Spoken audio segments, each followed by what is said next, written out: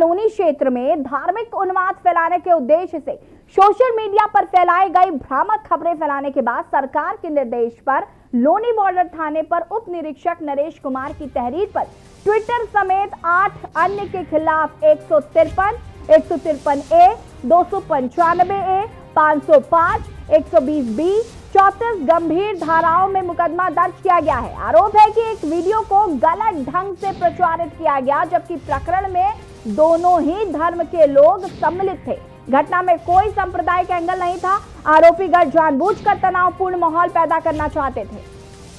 Twitter समेत 8 के खिलाफ मामला दर्ज किया गया है। जानबूझकर तनावपूर्ण माहौल पैदा करना चाहते थे। एक वीडियो जो कि काफी तेजी से वायरल हो रहा था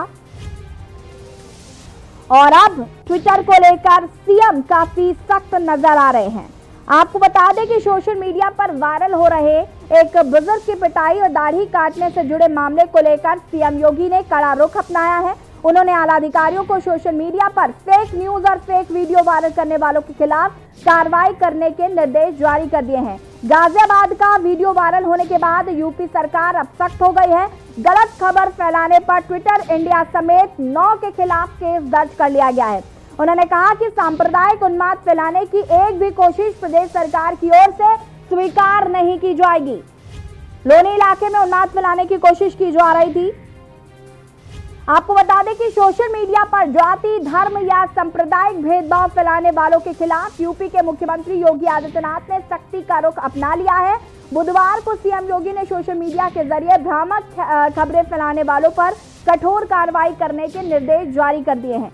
मंगलवार के दिन यूपी के गाजियाबाद से सामने आए अब्दुल समद नाम के व्यक्ति के साथ मारपीट और दाढ़ी काटने का वीडियो सोशल मीडिया पर काफी तेजी से वायरल हो रहा था और ये वीडियो जो है वो किसी भी धर्म जाति से जुड़ा नहीं था, लेकिन उसके बावजूद भी इसे सांप्रदायिक घटना बनाने की कोशिश की जा रही थी।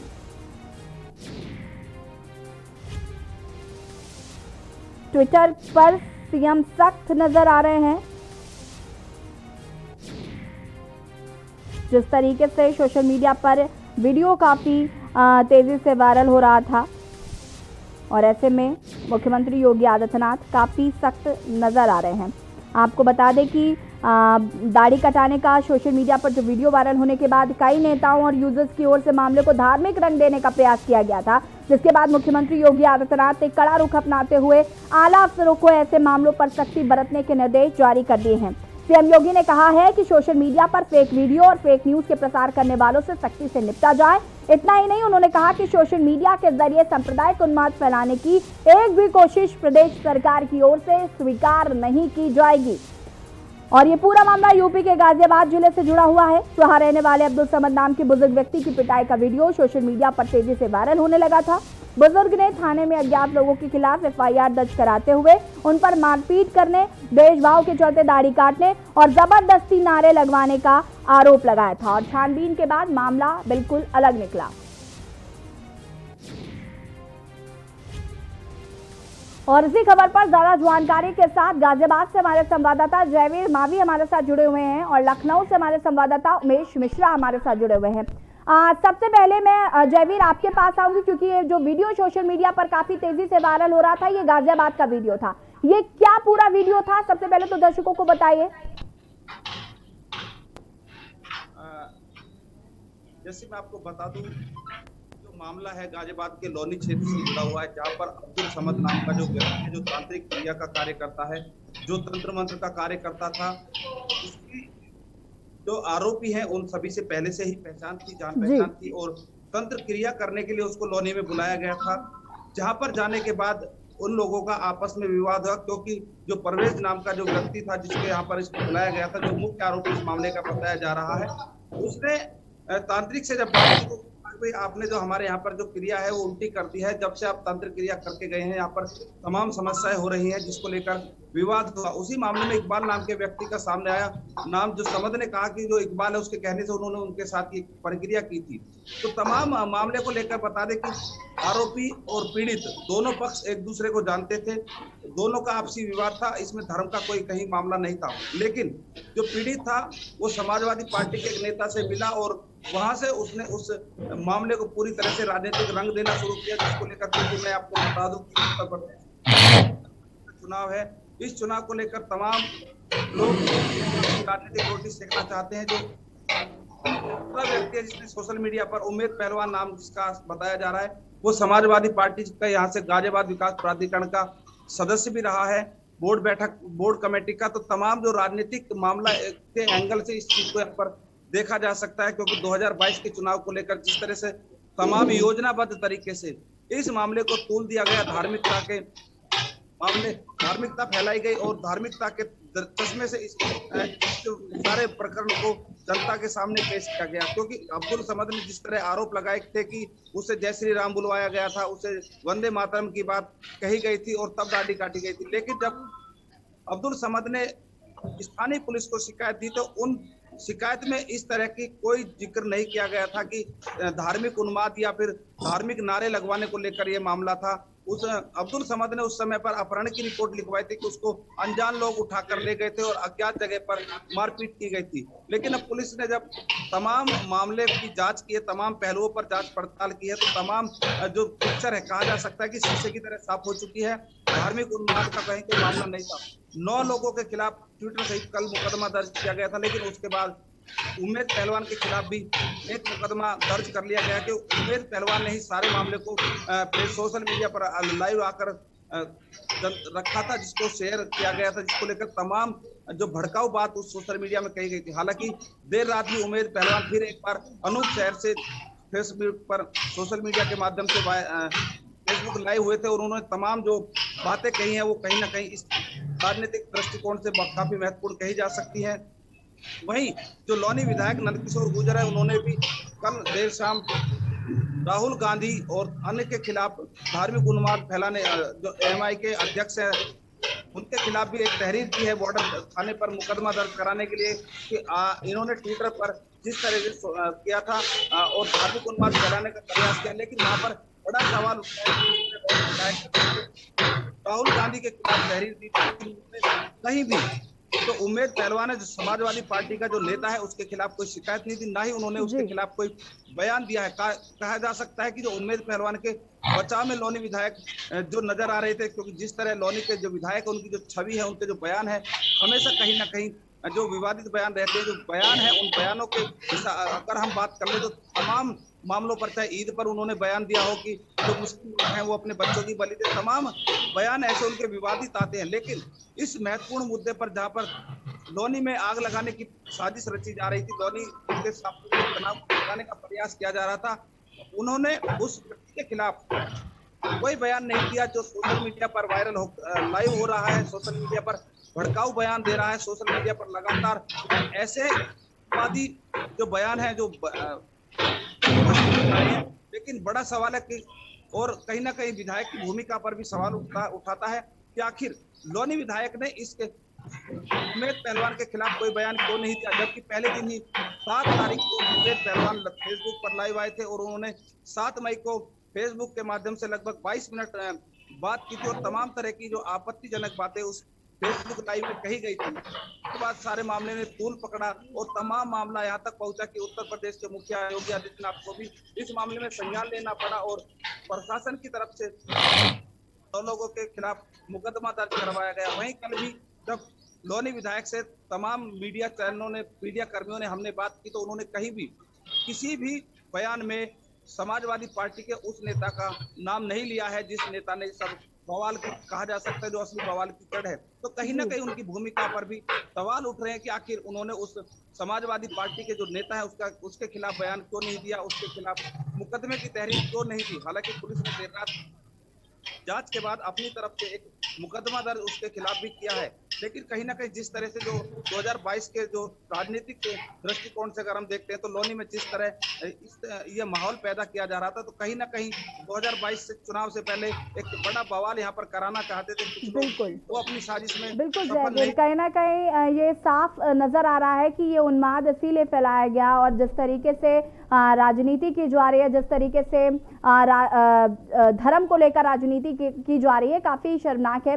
उमेश हमारे साथ जुड़े हुए हैं। उमेश, मैं आपसे जानना चाहूंगी, उत्तर प्रदेश में जाति के नाम पर राजनीति होती है, इसमें कोई दो राय नहीं है, और समय समय पर धर्म के नाम पर जिस तरीके से उन्माद फैलाने की कोशिश की जाती है वो भी लगातार हम ट्विटर पर देखते हैं। लेकिन अब मुख्यमंत्री योगी आदित्यनाथ काफी सख्त नजर आ रहे हैं। उन्होंने दो टूक कह दिया है कि अगर धर्म के नाम पर कोई भी उन्माद फैलाने की कोशिश की जाएगी, ये उत्तर प्रदेश कतई बर्दाश्त नहीं करेगा। क्या कहना है? देखिए, बिल्कुल जिस तरह से ट्विटर पर ये चीजें फैलाई गई, धार्मिक उन्माद फैलाने की बात अगर देखिए तो देखी जा सकती है। जिस तरह से तमाम बड़े नेताओं ने इसको लेकर बिना इसकी सत्यता जाने ही इसको ट्वीट किया, तमाम कमेंट किए गए, चाहे राहुल गांधी की बात की जाए या ओवैसी की बात की जाए, तो ये ऐसे नेता हैं जो बिना सत्यता जाने ही अपनी प्रतिक्रिया दे देते हैं। हालांकि इस तरह की बिना सत्यता जाने कोई प्रतिक्रिया नहीं देनी चाहिए जिससे आम जनमानस में धार्मिक उन्माद फैल सकता है। लेकिन आप देखिए कि जिस तरह से ये पूरा घटनाक्रम सोशल मीडिया पे छाया रहा, और इसकी सच्चाई जब पुलिस ने जांच पड़ताल की है तो उसमें सच्चाई दूसरी ही आई कि जिस तरह से जो पीड़ित है और जो जहां पे ये तंत्र मंत्र करने गए थे, एक दूसरे को जानते थे, इनके आपस में विवाद हुए, उसके बाद इस तरह का जो तूल दिया गया नेताओं द्वारा, ये कतई अच्छी बात नहीं है, ये ओछी राजनीति कही जा सकती है। लेकिन अब जिस तरह से उत्तर प्रदेश के मुख्यमंत्री योगी आदित्यनाथ ने ट्विटर का संज्ञान लिया, सोशल मीडिया का संज्ञान लिया, और ये बात उन्होंने कही है कि अगर उत्तर प्रदेश में धार्मिक उन्माद कोई फैलाएगा, इस तरह का कृत्य करेगा, इस तरह का प्रयास करेगा, तो उसके खिलाफ कठोर कार्रवाई होगी। तो आप मानिए कि जिस तरह से अब गाजियाबाद में मुकदमा दर्ज किया गया है, और जो लोनी से विधायक है नंद किशोर गुर्जर, उन्होंने भी राहुल गांधी और ओवैसी के खिलाफ एक एप्लीकेशन दी है थाने में, उनके खिलाफ भी धार्मिक उन्माद फैलाने के मामले में मुकदमा दर्ज किया जाए। जिस तरह से ये लोग बिना सत्यता जाने ही अपनी प्रतिक्रिया दे देते हैं, समाज में इसका बहुत लोग हैं असर पड़ जाता है, और इस तरह के प्रतिक्रिया देने से नेताओं को बचना चाहिए। बिना सत्यता जाने ही अपनी प्रतिक्रिया आप देते हैं तो आम जनमत में उससे उन्माद फैल सकता है, दंगे भड़क सकते हैं। हालांकि अब जिस तरह से आगामी जो चुनाव है 2022 का, वो बहुत नजदीक है, लेकिन पार्टियों को ये जरूर सोचना चाहिए कि आखिर बिना किसी सत्यता के जाने अगर हम कोई बात रखते हैं, सोशल मीडिया पे रखते हैं, तो कितना तेजी से आज के जमाने में ये चीजें फैलती हैं। शायद जो दुष्प्रचार है वो इतना फैल जाता है कि सही बात भी उसके पीछे जब भेजी जाती है तो वो उसका पीछा नहीं कर पाते। हालांकि इस तरह की ओछी राजनीति से बचना चाहिए, लेकिन उत्तर प्रदेश के मुख्यमंत्री योगी आदित्यनाथ ने दो टूक साफ तौर से कह दिया है कि अगर इस तरह के कृत्य करने वाले लोग हैं जो समाज में उन्माद फैला सकते हैं या जो बैमनस है उसको बढ़ावा दे सकते हैं, तो ऐसे बिल्कुल उमेश, कहीं ना कहीं इस पर सख्त एक्शन बहुत पहले भी ले लेना चाहिए था, क्योंकि ये कोई पहला मामला नहीं है। इससे पहले भी धर्म के नाम पर ट्विटर पर जिस तरीके से राजनीति की जाती है वो काफी शर्मनाक है, और इससे पहले भी तमाम ऐसे मामले जो हैं वो देखने को मिले। तो इससे पहले ही इस पर कोई सख्त एक्शन ले लेना चाहिए था, क्योंकि राहुल गांधी जैसे जो बड़े नेता हैं या ओवैसी जैसे जो बड़े नेता हैं, इनको लोग फॉलो करते हैं, और अगर आप ऐसी फेक न्यूज आगे फॉरवर्ड करेंगे तो लोग शायद कहीं ना कहीं उस पर बिलीव भी करने लगते हैं। तो ऐसी ओछी राजनीति करने से तो बचना ही चाहिए। आप दोनों हमारे साथ बने रहिए, आपसे और भी जानकारी यहाँ पर लेंगे। ट्विटर पर सीएम सख्त हो गए हैं। आपको बता दें कि आप ट्विटर पर फेक खबर फैलाने वालों की और धार्मिक उन्माद फैलाने वालों की अब खैर नहीं। वक्त हो गया छोटे से ब्रेक का, जो हाजिर होता है। आप देख रहे हैं के न्यूज, खबरों का सारथी। पर ये दिल है कि चख रहा है उन्हीं अल्फाजों का दूर कितना भी जाओ, इस जुबान से दूर ना जा पाओगे। विमल, बोलो जुबान केसरी। आप देख रहे हैं के न्यूज, खबरों का सारथी।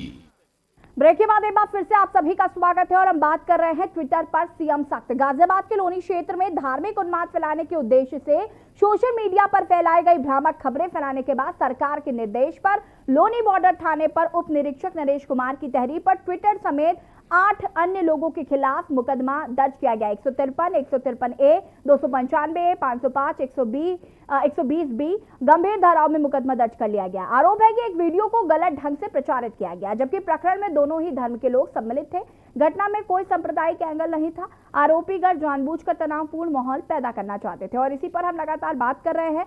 ट्विटर पर सीएम सख्त हो गए हैं। सीएम ने 2 टूक कह दिया है कि अगर कोई भी धर्म के नाम पर उन्माद फैलाने की कोशिश की जो करेगा उसे कतई बख्शा नहीं जाएगा। हमारे साथ गाजियाबाद से संवाददाता जयवीर मावी भी जुड़े हुए हैं, उमेश मिश्रा भी हमारे साथ लगातार जुड़े हुए हैं। जयवीर, आपसे जानना चाहेंगे आगे अभी तक क्या कुछ कार्रवाई हुई है, आगे क्या कुछ जानकारी मिल पा रही है? अपडेट्स की अगर हम बात करें तो क्या मिल पा रहे हैं? देखिए यशी, मैं बता दूं कि अभी तक की जो अपडेट की बात करते हैं तो गाजियाबाद पुलिस ने अभी इस मामले में 3 आरोपियों को गिरफ्तार कर जेल भेज दिया है। उसके अलावा 2 अन्य आरोपी भी कल गिरफ्तार किए गए हैं देर शाम। वहीं अब जो मुख्य आरोपी जिसको बनाया गया है, जो ट्विटर है, उसको भी यहाँ पर बुलाया जाएगा, जांच की जाएगी। जिस तरह से ट्विटर पर जो तमाम जो चीजें वायरल हो रही थी, और ट्विटर की जिम्मेदारी बनती है कि ट्विटर जो आपत्तिजनक चीजें उनको पोस्ट को हटाए और उन पर प्रक्रिया दे। लेकिन जिस तरह ट्विटर की जो लापरवाही है, बड़ा सवाल है कि ट्विटर के जब अधिकारी आएंगे, ट्विटर के खिलाफ जो जांच चल रही है उसमें क्या होगा। वहीं जो इस तमाम मुद्दे को हवा देने वाला है, कहा जा सकता है, जो इस मुद्दे को सोशल मीडिया पर लाने वाले समाजवादी पार्टी के नेता है उम्मेद पहलवान, अब उसकी गिरफ्तारी कब तक हो पाएगी? क्योंकि पुलिस के अनुसार वो फरार है और पुलिस उसके लगातार आवाज पर दबिश दे रही है। पुलिस उम्मेद पहलवान को लगातार ढूंढने का काम कर रही है। वही उम्मेद पहलवान ने भी देर रात अनूप शहर, जो बुलंदशहर में पड़ता है, वहां से लाइव होकर के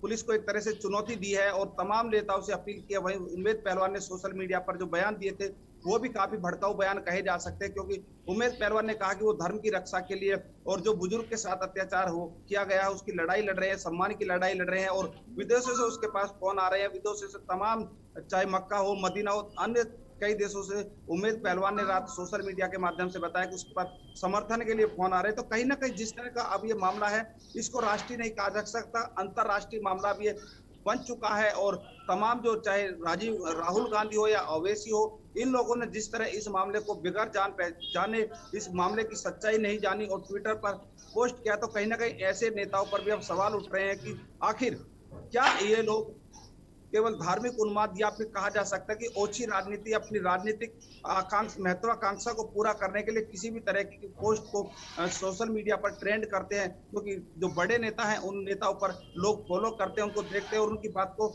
हमेशा सत्य मानते हैं। तो ऐसे में कहीं ना कहीं उनकी निष्ठा या उनकी बौद्धिकता भी कहा जा सकता है, पर सवाल उठ रहे हैं कि आखिर राहुल गांधी या फिर ओवैसी ने इस मामले की सत्यता क्यों नहीं जांच की और किस आधार पर इस मामले को ट्विटर पर ट्वीट किया, जिसके बाद तमाम बवाल मच रहे। हालांकि अभी भी लगातार ये मामला तूल पकड़ रहा है। और लोनी की बात कर ले गाजियाबाद में, तो गाजियाबाद में तमाम मीडिया कर्मी यहाँ पर, तमाम अधिकारी यहाँ मौजूद रहे हैं, मुस्तैद हैं और अभी भी इस तमाम मामले की जो गंभीरता से और बारीकी से जांच चल रही है। जिस तरह जो वीडियो वायरल हो रही थी अब्दुल समीद की, उसके एक वीडियो वायरल हुई है जिसमें उसके पास बहुत सारे ऐसे कागज निकले जिस पर कहा जा सकता है कि जो टोकते या जादू लिखे जाते हैं, जो मंत्र लिखे जाते हैं, जो ताबीज बनाए जाते हैं, ताबीज बने हुए कागज उसके थैले से निकले। तो अभी बहुत सारे इस मामले में पहलू हैं जिन पर ध्यान करना जरूरी है, क्योंकि बिल्कुल जयवीर, कहीं ना कहीं ये बहुत गलत है और ये ओछी राजनीति जो है वो नहीं करनी चाहिए और ये जिम्मेदारी बनती है उन जिम्मेदार लोगों की भी कि आगे इस तरीके की चीजें फॉरवर्ड ना करें जिनमें कोई भी आधार ना हो।